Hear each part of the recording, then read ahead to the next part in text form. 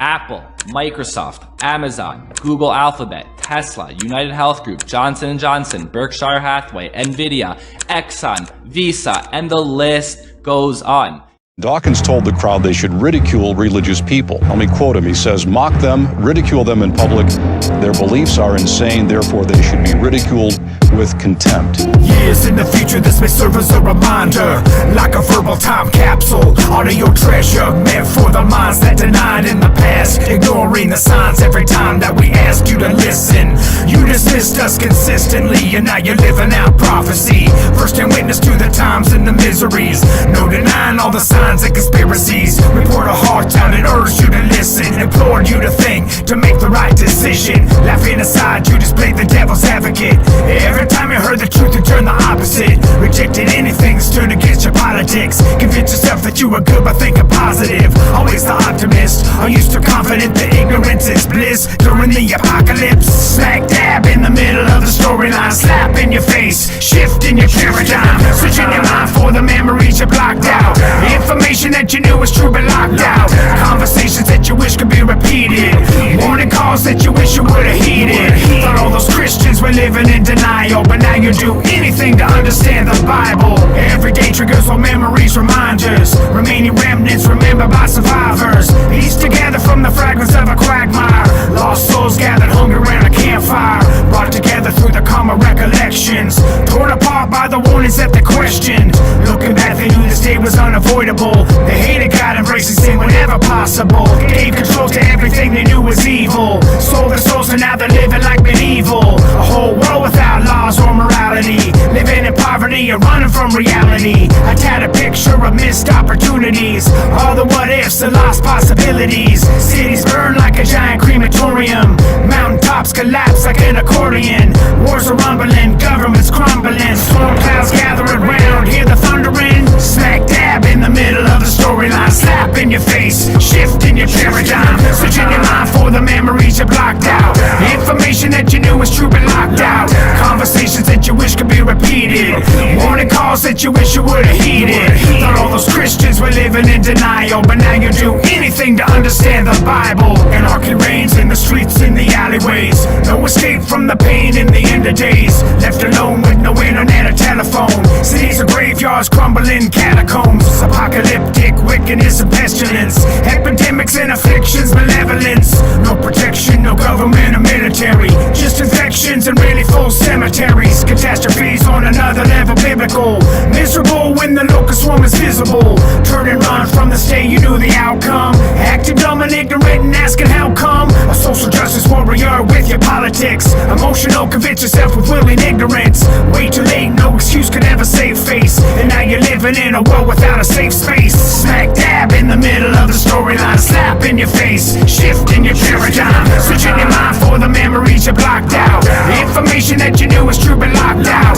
Conversations that you wish could be repeated. Warning calls that you wish you would've heeded. Thought all those Christians were living in denial, but now you do anything to understand the Bible. What if you're wrong? Well, what if I'm wrong? I mean, anybody could be wrong. What if you're wrong about the great juju at the bottom of the sea?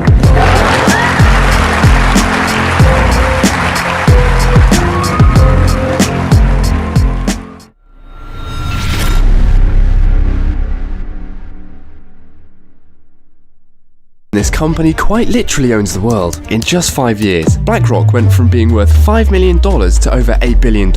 Most US banks are controlled by BlackRock, owns all the major pharmaceutical companies, owns most of the mainstream media, and oversees roughly 10 of all stocks traded worldwide, and this company is now taking over governments. All of this has allowed BlackRock to amass $10 trillion in assets. Whoever controls the money controls the world, and no other company in history has had this much global influence. What's even crazier is that BlackRock did this in just 34 years.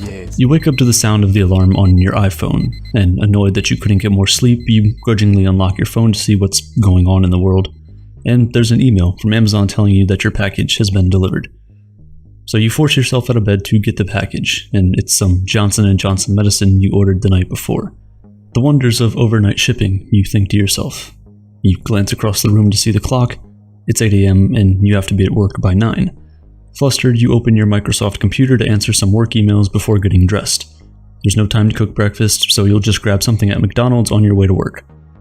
What if I told you that every single company you just interacted with within the first hour of your day is heavily influenced in large part by one company, BlackRock? Now, I'm sure you've heard about BlackRock. There are dozens of videos here on YouTube that talk about how it's the company that controls the entire world. BlackRock is an investment firm that controls a huge number of shares in some of the largest companies in the world. They have a total of $10 trillion in assets across the globe. That's an amount equal to half of America's total GDP, controlled just by one company. It's easy to dismiss such a powerful company as all-out evil, but the truth is, BlackRock doesn't own these companies or even own shares of these companies. Their clients own the shares, BlackRock simply manages them. That's not to say that BlackRock doesn't have any influence on these companies, they definitely do. Because they control such an incredible amount of their stock, it's possible that companies want to keep in BlackRock's good graces, so they don't pull their investments. Now, while BlackRock might not be the evil company some people make them out to be, the truth is, there's still something very shady about them. Their hypocrisy. BlackRock was founded 34 years ago by Larry Fink, and he grew the company from $5 million in value to $8 billion in just 5 years, primarily by managing money invested by large institutions like pensions, university endowments, and substantial fortunes invested by the uber rich. Today, Fink serves on the Council on Foreign Relations and the World Economic Forum, commanding the attention of business tycoons and political leaders around the globe, and his company is on the cusp of consolidating so much power that it could essentially control the world. Let's talk about the speed with which we are watching this market deteriorate. The worst day on Wall Street since the crash of 1987. The 2008 financial crash turned out to be an incredible opportunity for BlackRock. It secured an uncontested contract to control many of the banks that had collapsed. That gave Larry Fink, who was already incredibly wealthy, even more power, and a direct line to the American government. The same thing happened in 2020, during the early days of the pandemic, when the government called in BlackRock to protect the Federal Reserve from financial fallout. Periods of economic uncertainties like these were key to BlackRock's rise to power, and as the famous saying goes, with great power comes great responsibility, and BlackRock would like you to think that they are being responsible. In the summer of 2020, while the world was angry about the murder of George Floyd, BlackRock came out with a statement saying that companies had to serve a social purpose, and that they would be giving every company an ESG, or Environmental, Social, and Governance score. Companies that promised more diversity in hiring and leadership or offered environmentally friendly policies and technology received higher scores than companies that didn't. Although this concept had been around since 2004, BlackRock became the loudest proponent of ESG investing in 2020, and in all honesty, it worked. Before this statement, ESGs were mentioned in far fewer than 1% of earnings calls, but by May 2021 that number rose to around 20%, and it has since remained the fastest growing segment in the asset management industry. People are more concerned about the environmental and social impact of companies, and that's a good thing, right? Socially responsible companies get the upper hand in an ideal world, yes, but we all know that the world we live in is far from ideal. While there's been some positive improvement, the main result of BlackRock's ESG statement has been a massive surge in companies participating in practices like greenwashing, pretending they're more sustainable, diverse, or responsible than they actually are. It's also exposed the hypocrisy of BlackRock itself, because while it claims to champion ESG investing, the company remains the largest investor in fossil fuels and war profiteering, and maintains a pretty friendly relationship with human rights violators. And it's not just BlackRock, the second largest investment firm in the world, Vanguard, is guilty of the same technique, promoting ESG investing on the one hand, but on the other, unwilling to stop investing in oil and gas companies or pull out of companies with questionable human rights practices. We see this time and time again from BlackRock. They do something that seems like they're moving in the right direction in the eyes of the public, but behind the scenes, they're unwilling to tamper with their investments, even if it's for the greater good of society. Take climate change, for instance. BlackRock says that climate risk is investment risk, meaning that investing in companies that aren't creating policies to help address climate change is a risky move. In 2021, BlackRock actually did do something about this by helping shake up the board of ExxonMobil and installing new members who promised to take action on climate change. Previously, the oil and gas behemoth was responsible for 2% of the world's emissions. Now there are new self-imposed mandates to help reduce that over time. This is a great move by the company, no doubt, but the fact that it's still the world's single biggest investor in fossil fuels makes this feel more like virtue signaling than actually trying to make meaningful change, and the hypocrisy doesn't end there. As mass shootings continue to end lives in the US, BlackRock has spoken out against gun violence and said that gun manufacturers should do more to protect the lives of the American people. But who's the largest investor in gun manufacturers? You guessed it, BlackRock. The investment firm holds a 16% stake in Sturm Ruger, 15% in Vista Outdoor, and significant percentages of other manufacturers just like them. BlackRock says it talks to these companies about improving safety, but so far, it's unclear whether or not there's actually been any policy change. Outside of America, BlackRock's U.S. Aerospace and Defense Fund has billions of dollars invested in major weapons contractors worldwide, like Lockheed Martin, Raytheon, and General Dynamics. They're supporting these companies that then get huge Pentagon contracts and use taxpayer money to engage in violence and war around the globe.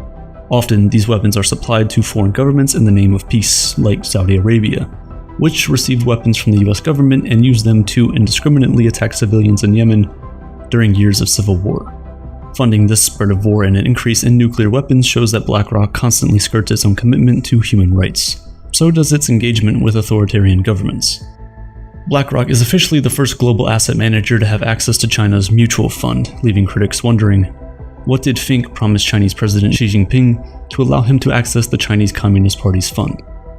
To be fair, BlackRock isn't the only investment company out there looking to do business with China, but because of its widespread power, it's been the most successful in gaining a foothold in the controversial territory, which is surprising, especially for a US company. This power also made it a major player in the war in Ukraine. As we saw in China, despite its emphasis on ESG investing, BlackRock has a tendency to overlook human rights in favor of monetary gain. It's been investing in Russia's most prominent companies for years. The British pensions that BlackRock controls alone have contributed $630 billion to Russia. After Russia's annexation of Crimea in 2014, a precursor to what would become the more now than a year-long war in Ukraine, BlackRock reconsidered some of its investments in Russia, but just 1 year later, it was back to being among the top shareholders in the country's biggest corporations. Even when it became clear that Russian President Vladimir Putin was planning an invasion last year, BlackRock didn't budge, and like most other Western firms, it did, eventually, pull assets out of Russia once the war started. But think about all the money it flooded into Russia over the years. Money that the authoritarian government controlled and used in its expansion mission that led to this deadly war. All of this begs the question, how did one company gain this much global power and influence? Well, it started with technology. BlackRock's business is built on ETFs, or exchange-traded funds. An ETF contains diversified investments to reduce an investor's risk. Rather than buying stock in a single company, you're investing in a fund that buys stocks, commodities, and other securities. This practice proved to be very lucrative for BlackRock and its investors thanks to a portfolio management software it created in 1998 called Aladdin. Aladdin predicts the possible outcome of every investment and collects information and personal data on everyone who has ever knowingly or unknowingly given BlackRock money. This allows the software to predict how likely it is that a specific investment will fail. Eventually, this technology put Fink and BlackRock on top, making the company the go-to firm for ETF investing, which keeps getting more and more popular. Global ETF assets could explode to $25 trillion by 2025, meaning trillions more for BlackRock. But we don't need to wait until 2025 to see the effects of the power BlackRock has.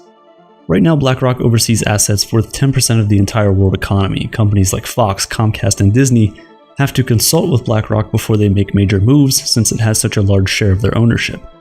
BlackRock and other large firms like Vanguard are the biggest investors in global giants like Google, Facebook, and Amazon.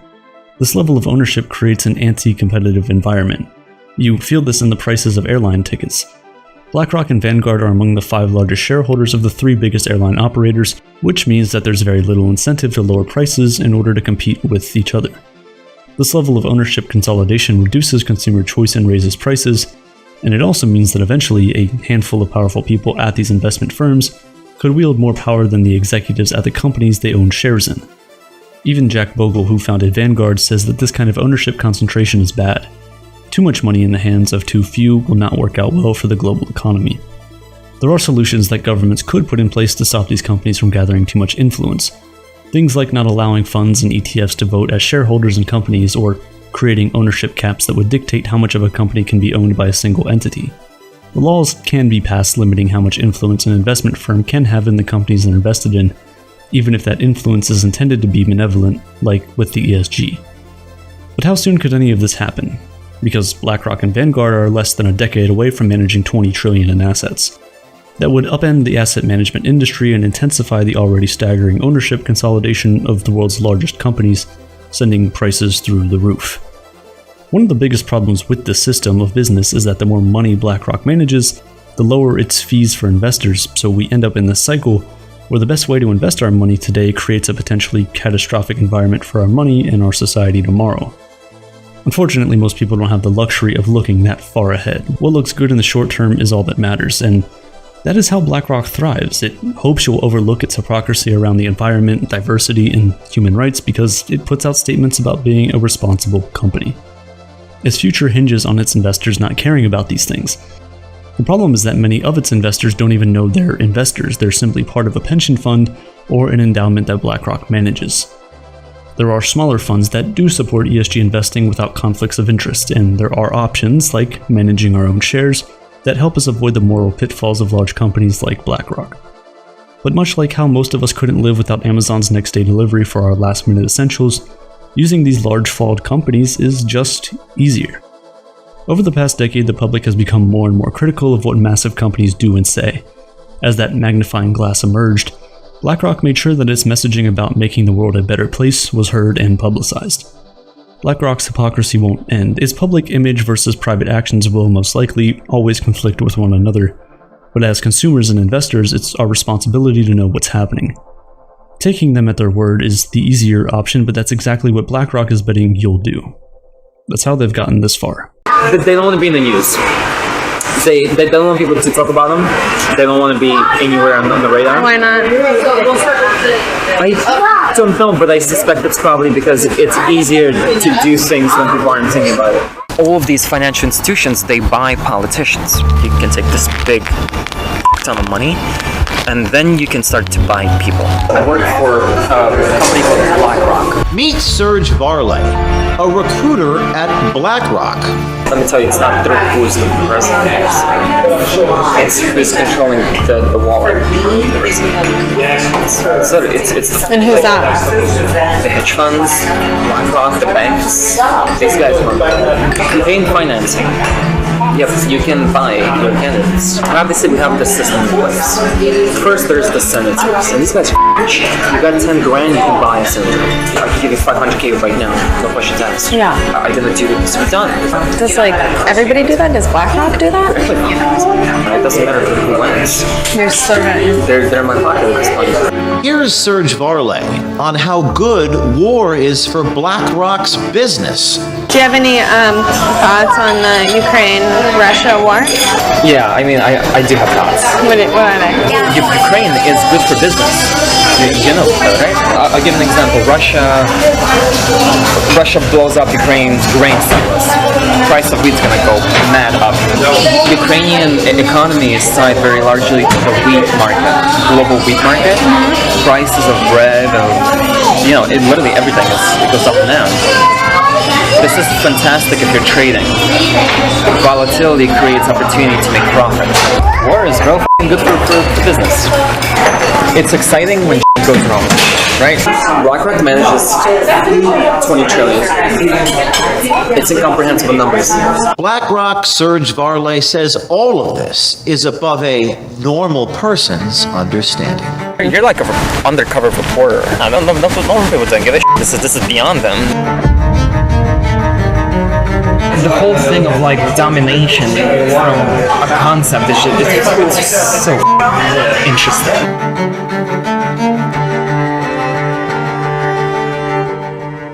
Hi, I'm James O'Keefe with OMG News. Here we are with our latest story, this time on BlackRock, one of the world's leading asset and investment managers, which owns significant shares of companies like Amazon, Microsoft, Anheuser-Busch, Meta, Target, Procter & Gamble, Comcast, CNN, Fox, and yes, Pfizer, just to name a few. At OMG, we do not shy away from exposing powerful companies, and we're not afraid of powerful people. So we decided to take a look for ourselves at the influence BlackRock has on our politics and the influence they have on our culture. So to do that, what better place to start a hidden camera investigation than into a self-described gatekeeper at BlackRock. Like, you're kind of like a fucking gatekeeper at BlackRock.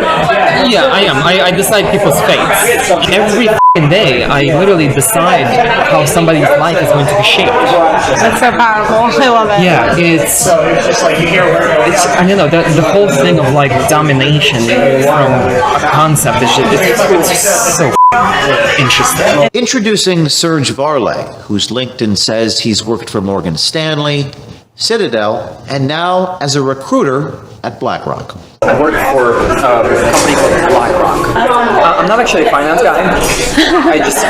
I know what happens because I'm recruiting people who do these things.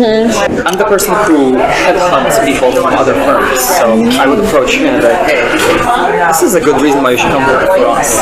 Serge tells us who really runs the world, how they do it, and just how much it costs to buy people, like politicians.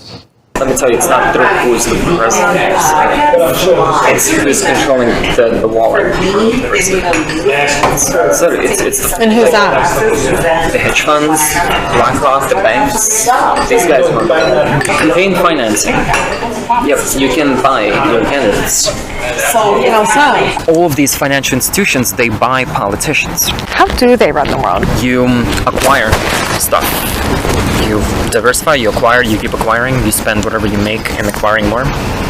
And at a certain point, your risk level is super low. Like, imagine you've invested in like 10 different industries, from food to drinks to like technology, right? One of them fails, it doesn't matter, you have 9 others to back you up. Risk management is inherently in just about everything. And in the finance space, it's all about it's all about the money you make. You don't let it sit. You keep using it over and over, and reinvest. Yeah, and it exponential growth. And then once you just own a little bit of everything, is that where the control? Yeah, you own a little bit of everything, and that little bit of everything gives you so much money on a yearly basis that you can take this big ton of money, and then you can start to buy people. Obviously, we have this system in place. First, there's the senators, and these guys are cheap. You got 10 grand, you can buy a senator. It doesn't matter who wins. You're so right. They're my pocket at this point. I can give you $500K right now, no questions asked. Yeah. I'm gonna do what needs to be done. They're like, yeah, of course. And why not? Does like everybody do that? Does BlackRock do that? The BlackRock recruiter also tells us about how the U.S. government relies on BlackRock for their economic simulation computational power. Economic simulation. They need to understand the impact of something, right? They're gonna like raise the interest rate, for example. It's gonna create this cascade of various factors that people they're not sure what it's gonna do, basically. And just how f***ing great the Ukraine war is for business. Do you have any thoughts on the Ukraine-Russia war? Ukraine is good for business. You know, right? We don't want the conflict to end. Why? We don't want the conflict to end as a country. The longer this goes on, the weaker Russia is. I'll give an example. Russia blows up Ukraine's grain silos. Price of wheat's gonna go mad up. So what are you gonna do if you're a trading firm? The moment that news hits, within a millisecond, you're gonna pump trades into whoever the wheat suppliers are, into their stocks. Within an hour or two, that stock goes up, and then you sell, and you just made, I don't know, however many milk. Why would a news channel promote a side in war? Because it's also good for business too. I mean, what's news? News, right? What does news feed on? They feed on strategy, they feed on up events. That's what people like to watch. So when it happens, it's good business. More viewers. When nothing's happening, watches news. I don't watch news. They're all pushing like the same talking point. Like you generally, when you look at news, like it's propaganda. The Ukrainian economy is tied very largely to the wheat market, global wheat market. This is fantastic if you're trading. Volatility creates opportunity to make profit. War is real good for business. It's exciting when goes wrong, right? Serge also speaks on BlackRock-influenced news and even gave our journalists some tips. Based on everything we know now, when they say to sell, does that mean we should buy? Sell, yeah. It's like, you know Jim Cramer? If you do exactly the opposite of what he's advising, you actually make money. Huh? Yeah. It's called the inverse Cramer. They don't want to be in the news. They don't want people to talk about them. They don't want to be anywhere on the radar. Why not? I don't know, but I suspect it's probably because it's easier to do things when people aren't thinking about it. And when Serge was asked about insider trading and if Larry Fink recently sold $100 million in BlackRock shares, here is what he said. Larry Fink recently sold $100 million worth of BlackRock. Wow. Damn, Larry, that's not a good sign. The people who trade and make money, they do this the moment information is out. And that info is typically disseminated at private levels first before it hits the mainstream. If you want to invest smart, there's a tracker that tracks all politicians and where they have their stocks. Preemptively, if we think the stock price is going to tank, we're going to sell so that we sell it high, it tanks, and we buy back. And we didn't make, but we preserved a few mil. But perhaps the most remarkable and profound comment by the BlackRock recruiter is the suggestion that nobody is going to care about what he is saying here or confessing here. Because as he says, quote, normal people don't give a shit. You're like an undercover reporter. Really? No, don't normal people worry about this stuff? No, normal people don't give a shit. This is beyond them. That these types of questions my reporter asked are beyond all of you. The answer is something that you, the people, the consumers, the shareholders, couldn't possibly understand. It's been said that it's easier to fool a man than to convince him he's been fooled. There is no question that many Americans are still asleep, who may not want to wake up from their necessary illusions. But we hope and believe by showing these tapes of this BlackRock gatekeeper speaking so plainly on so many topics that not only we wake up people, but also inspire others to come forward on institutions like BlackRock. Oh, and this is just part one. Stay tuned tomorrow for my meeting with Serge Varlay. We also reached out for comment to BlackRock, and here's what they had to say.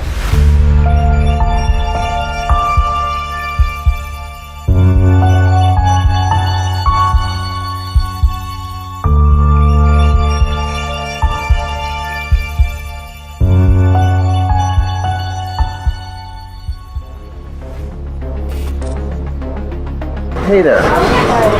Is this seat taken? Someone's gonna come back, but what's up? Well, that person actually works for me. Live from the Bronx, this is James O'Keefe with OMG. My name is James O'Keefe, and I'm with OMG. You work for BlackRock, is that right? Yep, that's true. Okay. First of all, I don't consent to me recording with you. You don't have to. This is New York. It's a one-party I know. state. Right? Yeah, but well, okay. But you asked me some questions, but please don't record me right now. I can't agree to that. I mean, you work for a very powerful institution. Okay, then I will not talk to you. Well, just let's take a look at what you say here. They bribe politicians. Big ton of money, you say? If you can take this big ton of money, and then you can start to buy people. Ukraine is good for business. War is good for business. Ukraine is good for business. You know that, right? War is real good for business. My first question is, who have you bought? I haven't. I'm just first to clarify. I'm like a low ladder person. I'm like a nobody. I don't want to be interviewed in any way. Well, you've already been interviewed. How does BlackRock control the wallet of the president? BlackRock does not. That's what you said. Those are your words. They came out of your mouth. Sir, no, I did not say that. Yes, you did. Let me tell you, it's not through who's the president. It's who's controlling the wallet. Yeah, I'm a nobody. I'm a nobody. But you just said You just said you didn't say the thing that you're on video saying. Yes, I did not say that BlackRock does this. Yes, you did. And who's that? The hedge funds, BlackRock, the banks, these guys. I'm a nobody. I'm literally a liar. You don't even know my position at this. I was trying to impress a person on a date by lying. Right, but Did you see my LinkedIn profile? Yeah, we sure did. We're putting it in the video. And we're going to go after people who are bigger than you throughout BlackRock. You're just one of many. No, I we're understand. exposing. Yeah, just don't touch me, okay? Oh no, sorry, I'm not Please, touching you. You're getting I'm a little trying close into my personal space. Sorry, I'm trying to get through. Yeah. So why is it exciting, though? Why is it exciting? It's exciting when goes wrong, right? Tell me why war is exciting. Right? Sir?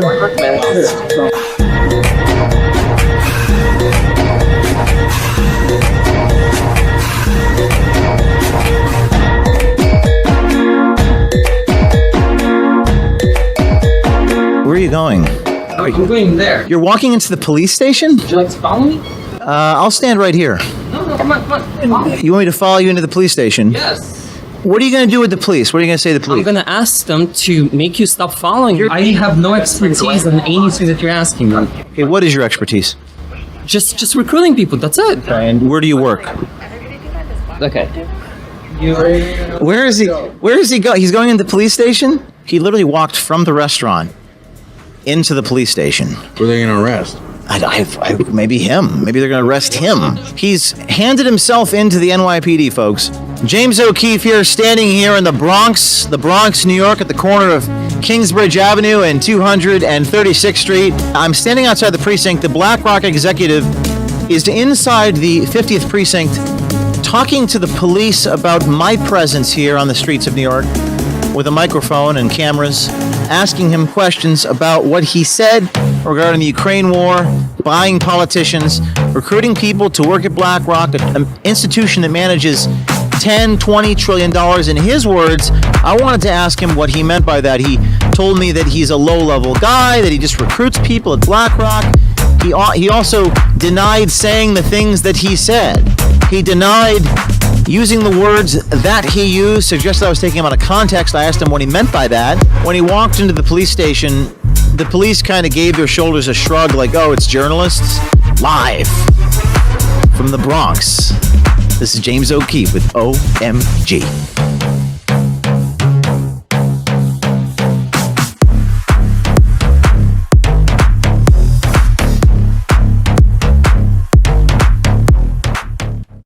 So I was looking at who's on the board of BlackRock, and I'm not quite sure what I found. Here's a few of their board members. Larry Fink, top left, was the founder, and the rest of them. Let's start with this guy, Marco. It says he's the chairman of Grupo Financiero Inbursa. Sounds like a Brazilian. No, it looks like it's one of the biggest banks in Mexico. It's owned by Mexican billionaire Carlos Slim. Wait a minute. Marco Antonio Slim Domit. So he is the brother-in-law or the brother of one of the biggest bankers in Mexico, I'm presuming. All right, let's see where Cheryl Mills's power resides. She caught my attention because she founded something called the Black Ivy Group, which just sounds weird. Grows commercial enterprise in sub-Saharan Africa. Interesting. She was the chief of staff to our friend Hillary Clinton and general counsel at New York University, and serving as associate counsel to the president as deputy general counsel for the Clinton-Gore Transition Planning Foundation. Gal has connections. All right, well, this guy's an obvious pick. What's he up about? Kuwait, huh? This guy was a part of the Kuwait Investment Authority. They're in charge of a lot of money that's probably from oil. Like the oil from the KPC, Kuwait Petroleum Company, the fourth largest government oil producer in the world. Oh, and he's on the board of Mercedes-Benz right now. All right, we'll do one more. Wait a minute. Fabricio Freda, CEO of the Estée Lauder Company. Someone said something. Estee Lauder, family partners, Jane Lauder, William Lauder, Aaron Lauder. Who the fuck are these Lauders? Holy shit. I had no idea the luxury industry was worth that much money.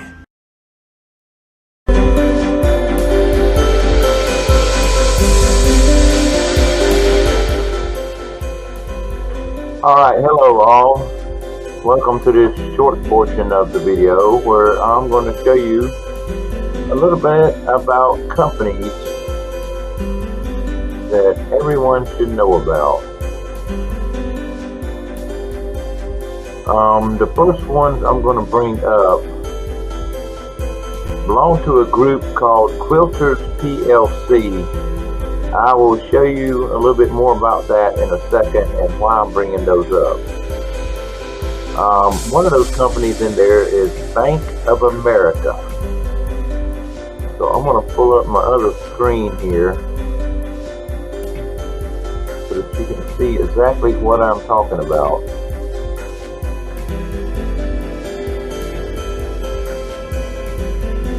Okay, this is a stock analysis page. This is where I can look up stock symbols. So for Bank of America, okay, there's top, it's going to be BAC.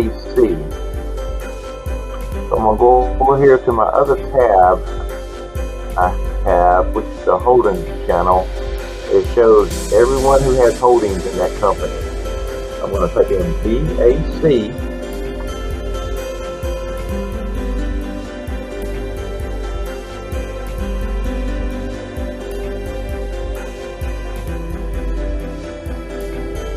And there's what I was talking about, Quilter PLC. I'm going to click on that in just a minute to show you what exactly I'm talking about.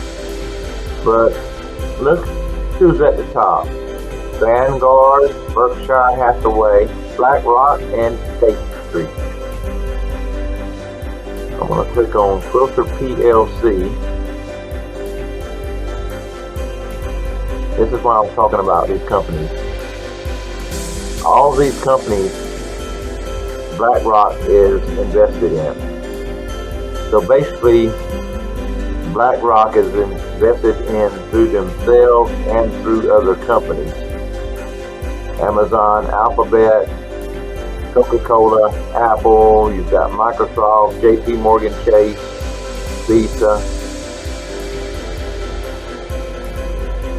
So we did a Bank of America. I'm going to pull up Amazon just to show you. Who's at the top? Vanguard, BlackRock, State Street. Let's go back.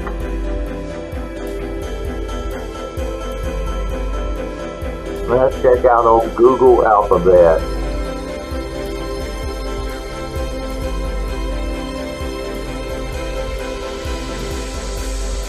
Same thing again. Quilter PLC, Vanguard, BlackRock, State Street.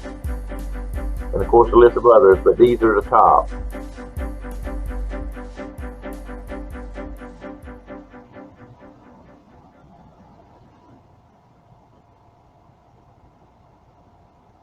Alright, how about old Bill Gates' Microsoft Corporation?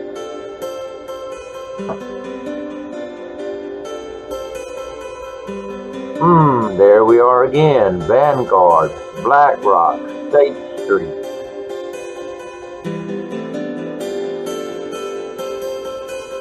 Seems like I'm starting to see a pattern here. Alright, let's drop down here to Walt Disney. And of course we know Walt Disney owns all the ABC networks, all the Fox networks. Same thing again, Vanguard, BlackRock, State Street.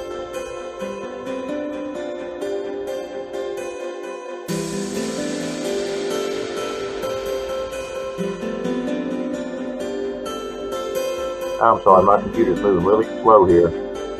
How about Nike? Ain't there be anything different there?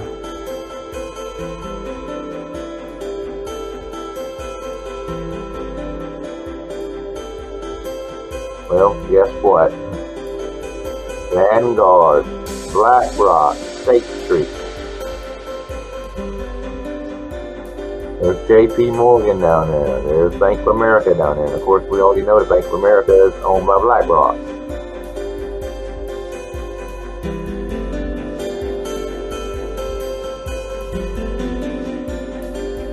That old Marlboro cigarette, Philip Morris.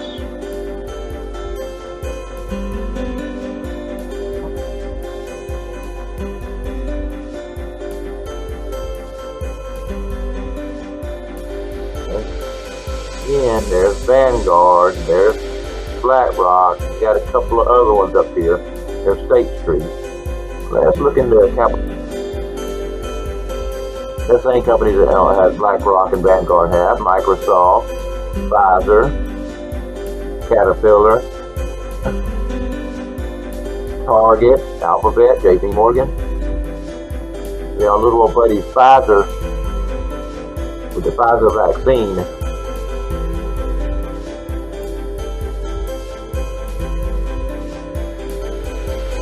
Vanguard, BlackRock, State Street. I think I'm starting to paint a picture for you. I did have 2 suggestions from a couple of people.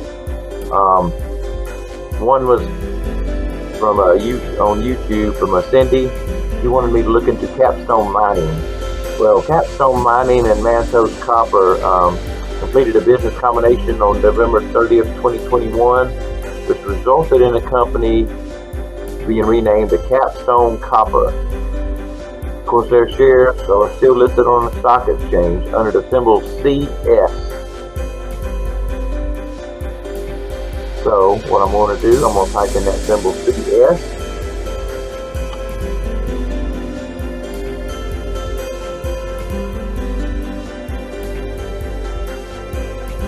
Now, you see, BlackRock's showing down here, not quite the top, but are they really? Because let's say I pull up Renaissance Technologies up here, and we look who owns those.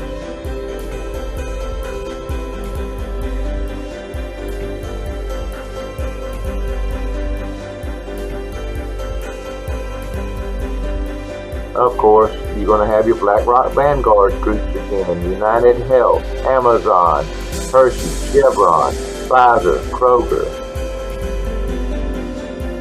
So just because BlackRock is listed a little lower on this as investors, they have other means of investing into this company through other companies. They always have their hands in there somewhere.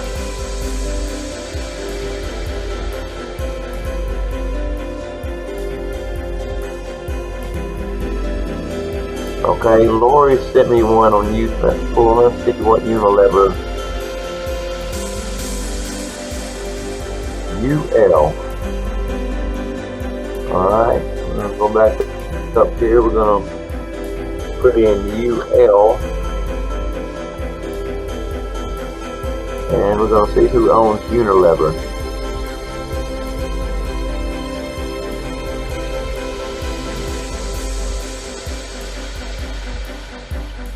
There you go, there's BlackRock up there. There's Quilter PLC. Bank of America, which is owned by BlackRock. Let's look into who this Wellington Management Group is. So we'll click on that one. And of course not. Microsoft, BlackRock owned. United Health, Apple, Pfizer, Alphabet, Amazon. So they all invest into each other to make it. You're made to look like you have a choice when you really don't. I'm just going to type in, I'm going to show a little video shortly about items on food aisle. Let's just check out Kraft. Kraft Heinz, KHC. KHC.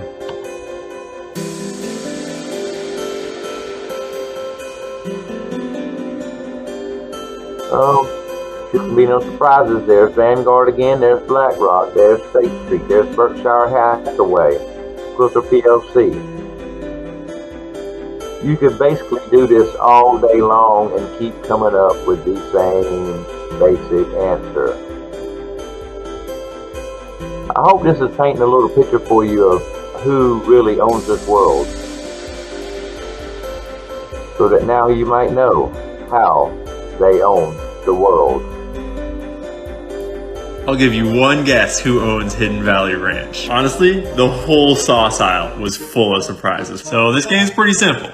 We're gonna walk down the sauces aisle and we're gonna learn what corporations own all these different brands. We're looking for small, family-owned brands. This all started back in the cereal aisle when Nature's Path, the green part, was the only family-owned brand in the entire aisle of mega corporations, all owned by the same big money. Shout out to Panda Puffs, baby. Ready to get started? Who you think owns Hidden Valley Ranch? That's right, they're making bleach and they're making ranch. So we look up who owns Clorox Company, and it's the big three investment managers, Vanguard, BlackRock, and State Street. If you are majority owned by these guys or the other big money that you see at the top of all these lists, then you get colored in red. Okay, what's next? Wishbone salad dressing is owned by Unilever, and they're also owned by Vanguard and BlackRock. So this is how we're starting out, boys and girls. Next, we got some Winco generic stuff. And by now we've learned that the generic brands of all these stores are just manufactured by the same people that make all the name brands. So we'll just color the generic brands orange, because they ain't some local business or anything. Okay, moving down the aisle, picking up where we left off, we come to Kraft. And you may already know that Kraft Heinz is owned by the big three, but Berkshire Hathaway, i.e. Warren Buffett, owns the shit out of Kraft Heinz. That's one of his cash cows. So he is in charge there. In honor of Warren Buffett being his own brand of big money, we'll just let Wardy have his own purple color. There you go, Buffy boy. Okay, next we got a couple of little brands up top before we get to Ken's. California Pizza Kitchen's been passed around 100 times. Ain't nobody wanted it. It used to be Pepsi, then it was private equity. Brianna's is actually the Del Sol Food Company. Del Sol is Sabor Mex, and Sabor Mex is La Costeña, who we met in the chips aisle. Or shit, maybe it was the juice aisle, I forget. La Costeña is a giant Mexican corporation that owns a whole bunch of other corporations. So we'll go easy on them. We'll let California Pizza Kitchen just do its thing up there, and we'll let Brianna's keep their colors just the way they are too. But let's be real, neither of those are small family-run businesses. And that brings us to Ken's. Ken's has this huge section over here. They must be owned by some giant corporation. At least, that's what I would have thought. Turns out they're owned by members of the Crowley and Hanna families. And they were founded by Ken Hanna, and they're privately held. Shit. So we'll move down the aisle, and we'll leave this huge Ken section just how it is. That's badass. Way to go, Ken. Newman's Own? Yeah, still private, held by Newman's Own family. Good to go. What about this Bertelstein stuff, whatever it is down here? Sometimes your searches don't turn up what you're looking for. Like, this is not telling me ownership or anything. But I kept digging, and I found this on their website. And that led me to here. Gotcha. So, a little bit of red.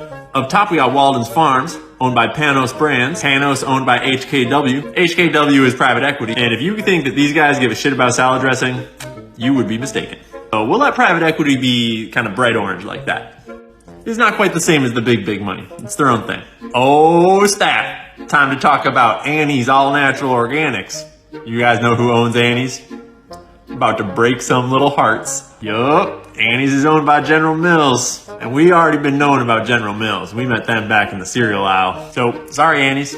I also took the liberty of coloring in all this Winco brand stuff over here. Up top we got Gerard's and Portlandia. Gerard's is a trip. It's owned by Heiko. And Heiko took some figuring out. But it was founded by a Kenyan multimillionaire named Chris Kirubi. He sold part of it to Tiger Brands at one point, and Tiger Brands eventually was like, fuck this, and sold it back to Chris. Now Chris Kirubi is the sole owner of Heiko. We'll be seeing them again too. And then we got Portlandia Foods, and they seem to be family owned and operated out of Portland, Oregon. Alright, groovy. I guess we'll just leave those guys how they are.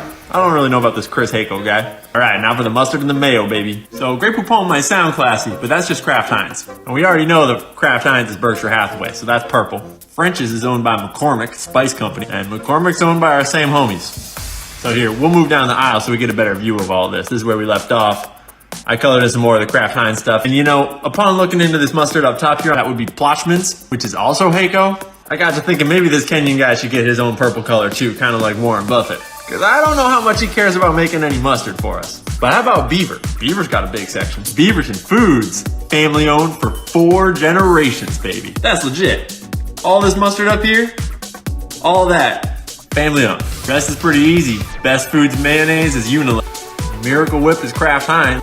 And so when we scooch on down the aisle and look at the mayonnaise, we're starting off like this. Kraft Heinz is purple, Winco brand is orange, and Unilever is red. Oh wait, actually it's more like that because Miracle Whip down there at the end is also Kraft Heinz. So now we got some Chosen Foods and a couple specialty sauces up top. Chosen Foods is private equity, and Louisiana Fish Fry product down there at the very end is owned by Mid-Ocean private equity. So we fill in those 2 light orange sections down there, and there's our dressings. And it looks like we've got Ken's, family owned, and we've got Beaverton, family owned. And all the rest is pretty much big money. And I know y'all were wanting barbecue sauce. I'll tell you who owns Sweet Baby Ray's next. Welcome to your life. There's no turning back. Even while we sleep, we will find you acting on your best behavior. Turn your back on Mother Nature. Everybody wants to rule the world.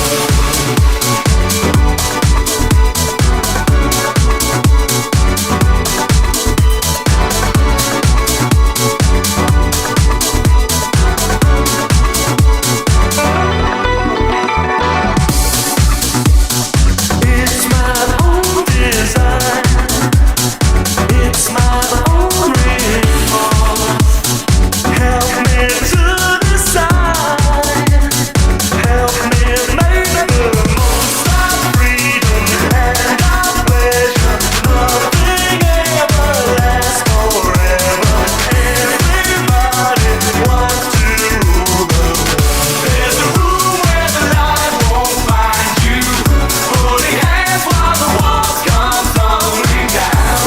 When they do, I'll be right behind you. So glad we've almost made it. So